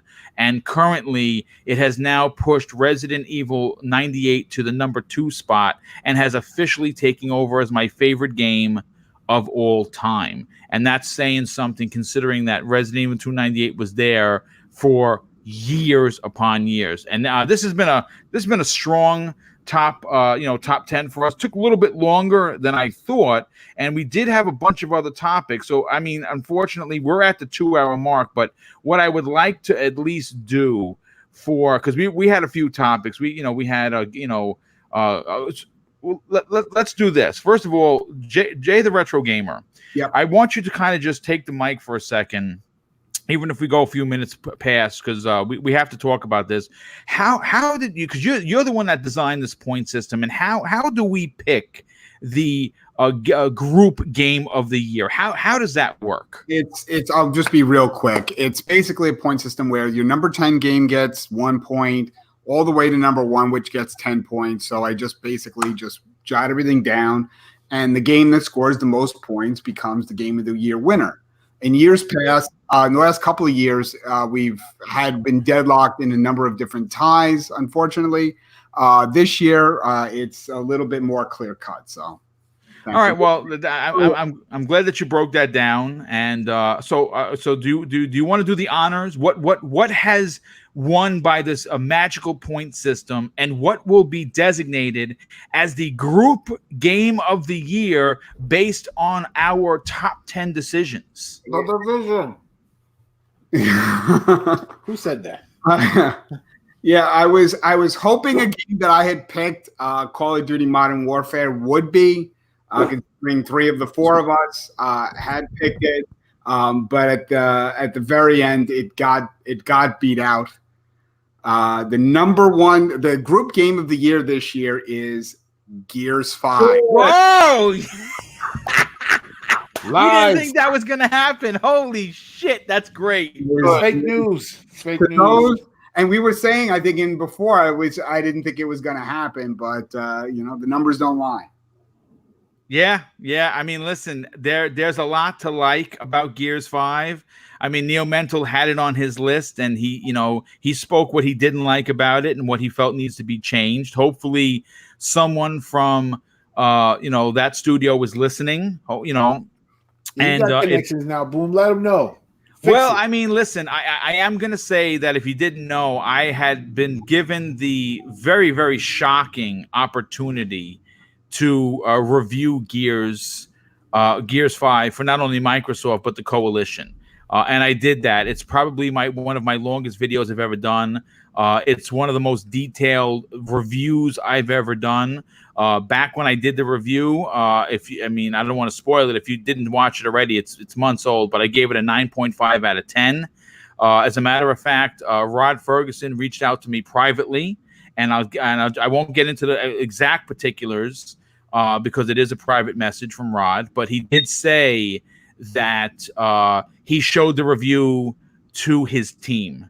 And coming from a small YouTuber who just broke 3,300 subscribers, that is huge for me personally, to hear from Rod and to hear that he enjoyed the review and that he showed it to the team. Just talking about it has given me goosebumps from top to bottom, because, again, I am very small in the YouTube game, and to know that he saw it, recognized it publicly and privately, and was given the opportunity to review this for both the Coalition and Microsoft. Really is a true honor, and I'm actually happy that it is our group game of the year, because I think everyone enjoyed it for what it was. I think some people enjoyed it more than others. And that is definitely a bit of a shocker. So yes, game of the year, group game of the year for this particular podcast is going to be Gears of War 5. I think it's well deserved. I think that it is a masterpiece. It is a masterclass of development, and I'm hoping to see what they do in 6. But let's, again, we did have a few other ones. We were going to look back into the best games of the decade, but I want to just get into what we're looking forward to. And instead of going, just one game at one person at a time, I'm just going to ask for I don't know if you guys did a top 10 most wanted of 2020. I certainly did. So I'll lead off this parade, and then we'll come back around in the order with Neo Mental, Jay the Destroyer, and Jay the Retro. We'll get your most anticipated games for 2020. And this is then from number 1 to number 10. Halo Infinite leads the charge for me personally. It's a game that has to be good. 343 needs to deliver on this game for so many reasons. It is the first time in 15 years that a Halo game is launching with a console. That in itself speaks volumes for what Microsoft needs this game to do and how much confidence they have in 343. Resident Evil 3, no surprise there. That's my number 2 pick. Final Fantasy VII Remake on the PlayStation 4. I'm very excited. I beat that both in Japanese and in American when it came out on the through lots of painstaking game facts and translation sites. No, I think you really need to expound on that, bro, because that was crazy. You guys had printed out the friggin' translations, and this is what I don't remember what year it was. It was the 90s. So you literally printed out like an encyclopedia. It was a thick book. Yeah, I remember you broke your leg. Yeah, I did break my leg. You were home. Fantasy 7. He was home. I remember you were at Mike. You guys were friggin' translating the game by this encyclopedia, and you beat it. And that is insane because there was no translation to change the text from Japanese to English. So you did it. And you beat it, I think, 6 months before the game even came out. 6 months before it came out, and then I bought it again and beat it a second time, which is why I'm super stoked for this. I'm a big fan of that particular Final Fantasy. That is my favorite of all time. Cyberpunk 2077 comes at number 4 for so many reasons. The Last of Us 2 at number 5. Ghosts of Tsushima at number 6. Doom Eternal at number 7. Whatever the new Batman game is going to come out this year, God willing, it will come out finally. And enough with this teasing. Marvel's Avengers and Ubisoft's Watch Dogs Legion. Watch Dogs Legion comes in at number 10. Those are my top 10 most anticipated games for 2020. Neo Mental, let's go to you. What does your list look like? I don't have them in order. As a lot of the same things you got there. I mean, Ghost of Tsushima, Zelda Breath of the Wild 2. I think Last of Us 2 I'm looking forward to. Watch Dogs. There's a real small one. What was it? 12 minutes. That was 12 minutes looks fantastic. Yeah. I think those are, Cyberpunk 2077 is probably like my main one. Final Fantasy at this point, it's taken so friggin' long. I mean, obviously I will play it, but I think I'm less hype about it at this point because we were supposed to have this thing like how many years ago. So, but my top is definitely going to be Cyberpunk. Nice. Strong list. Strong list. Every one of those games I think are going to be talked about this time next year in our lists. Jay the Destroyer, what are your top games and most anticipated for 2020? I'm going to go off script for a little bit. I'm going to just say that I'm looking forward to a bunch of games, but overall I'm looking forward to the future. So it's the Series X, it's Halo, it's anything on next gen. That's what I want. That's what I'm looking for. I'm going to spend my time going through rapid fire games that could have been on my top 10 that I just want people to recognize for this year. I'll just real quick: Death Stranding, Devil May Cry 5, Control, Blazing Chrome. Everyone check that one out. It's in Game Pass. Yeah. Samurai Showdown, which no one anywhere ever mentions. What a reboot that one is. MLB The Show, Ace Combat 7, Judgment, which is awesome. Man of Medan, which if you haven't tried, please do. Yeah, that's what I Horror at its best, and Luigi's Mansion. There you go. Thank you, everybody. Okay, well, excellent. Well, I mean, listen, yeah, I think everyone's looking forward to next generation. I think it's going to be incredible. I think we're all going to be completely blown out of the water with what these consoles are going to do and show us. And we hope that both the PlayStation 5 and the Xbox Series X deliver on everything promised. Jay the Retro Gamer, why don't you close out today's outstanding Game of the Year episode and special edition for Saturday for Double Barrel Gaming? What are your most anticipated games for 2020? Yeah. So first of all, just same thing. Just when we have a new hardware cycle. So the PS5, Xbox Series X, it's going to be a fantastic year later on, and it's going to be expensive, but it's definitely going to be worth it. But until then, we still have a lot of great games to play. I don't think it's no surprise in this group. My most anticipated game is the sequel to the most amazing game that of all time for me, which is Ori and the Will of the Wisps.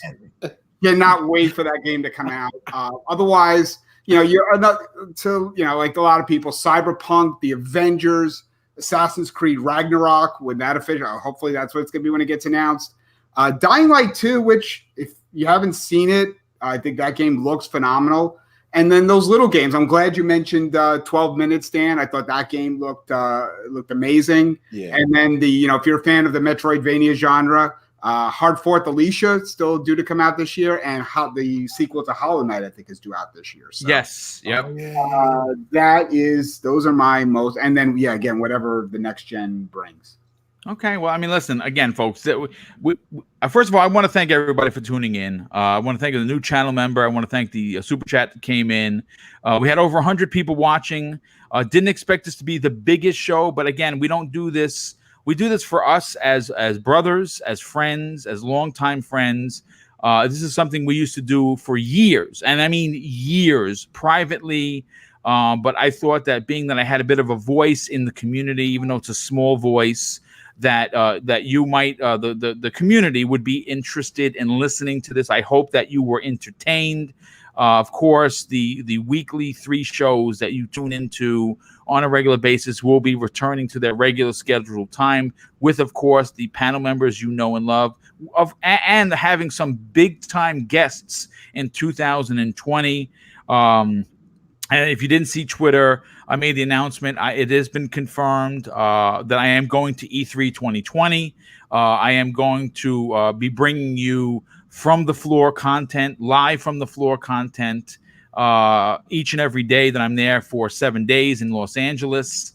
I'm going to be trying to produce double the amount of content that I had last year on the channel. I believe I had almost 40 pieces of video that went up, as well as live podcasts from Los Angeles.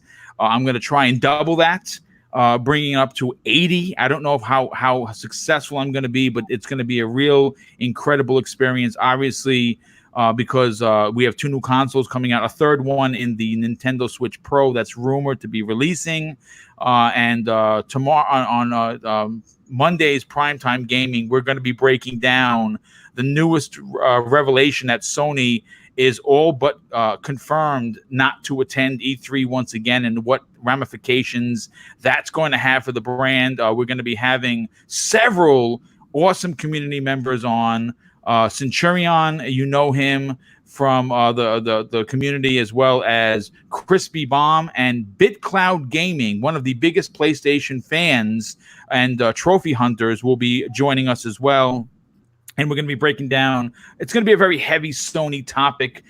show. So hopefully you guys tune in Monday evening at 8 p.m. And of course, I want to go to the outros, and we'll start with my brother Neo Mental.